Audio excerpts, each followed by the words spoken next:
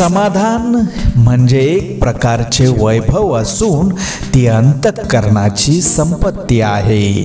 ज्याला ही संपत्ती सापडते तो खरा सुखी असतो.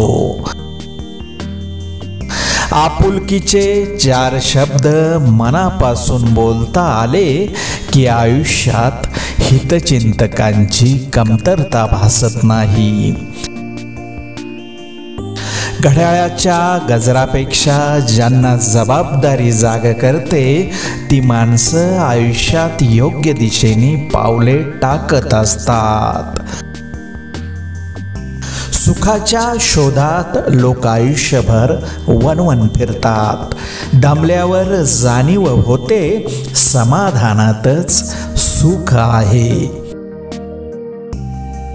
आयुष्याच्या कोणत्याही वळणावर माणूस कधीच एकटा पडू नये म्हणून देवानं मैत्रीचं नातं निर्माण केलं.